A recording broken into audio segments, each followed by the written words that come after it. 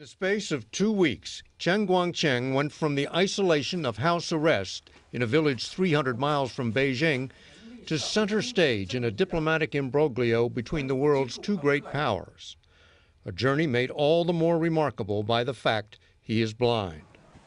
To escape from house arrest, he had to scale 8 walls, breaking his foot in the process, then rendezvous with a fellow dissident who drove him to Beijing, where, as U.S. Ambassador Gary Locke described, the American embassy mounted an operation straight out of a spy thriller. When we got the word that he was in Beijing wanting to talk to us in the wee hours of the morning, we went out and contacted him, and then we engineered almost a maneuver out of Mission Impossible to bring him in to the embassy. A U.S. government car rendezvoused with a van carrying Chen. Evading Chinese surveillance, he was transferred to the American car, then smuggled into the embassy past Chinese guards, whose job is to prevent would-be defectors from reaching the embassy. At first, no one, not even the president, would admit Chen was in U.S. hands. I'm aware of the press reports on the situation in China, but I'm not going to make a statement on the issue. Behind the scenes, Chen was meeting round the clock with U.S. officials. Ambassador Locke flew back from vacation, and Assistant Secretary of State Kurt Campbell jetted in from Washington to conduct a furious round of negotiations with the Chinese. Both sides trying to settle Chen's fate before Secretary of State Clinton and Treasury Secretary Geithner arrived in Beijing for long-scheduled talks on economics and security. He did not want to go to the United States, and so the choice was to help him get back into China to be a freedom fighter as he wanted, or if the conditions, the negotiations with the Chinese government were not to his satisfaction, he was prepared to stay in the embassy and live there for possible years. The Chinese brought Chen's wife to Beijing and promised he would be reunited with his family and allowed to attend law school, if he came out of the embassy. If he didn't, his wife would be sent back to the village where they had been held under sometimes brutal house arrest. American diplomats dutifully relayed that message to Chen, which formed the basis for later accusations he'd been coerced into leaving the embassy.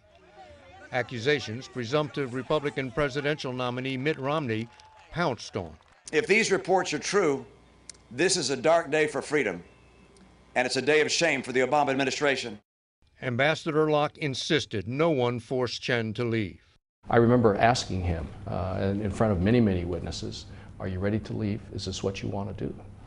And he just paused and sat there, very quiet for several minutes, and then just jumped up, beaming, excited, and says, "Let's go." So excited, he called Secretary of State Clinton, who by then had arrived in Beijing, and told her, "I want to kiss you." He was taken to a Chinese hospital where he was reunited with his family. But then the wheels came off. It's apparent that he must have had some sort of change of heart. Chen suddenly popped up as the star witness before a House committee, testifying in his native Mandarin over a speakerphone that he feared for his family's safety and wanted to leave the country. With Chinese police ringing Chen's hospital, U.S. officials were unable to meet with him. It looked like the biggest crisis in U.S.-China relations since the Chinese seized an American reconnaissance plane in 2001. But then, at the press conference wrapping up her 2-day visit, Secretary Clinton unexpectedly announced a breakthrough. Our embassy staff and our doctor had a chance to meet with him, and he confirms that he and his family now want to go to the United States so he can pursue his studies. Not only that, but the Chinese had apparently agreed to let Chen go. Chen has a standing invitation to become a guest scholar at the New York University School of Law, although his friend, Professor Jerome Cohen, says it will probably cost Chen his hopes of changing China.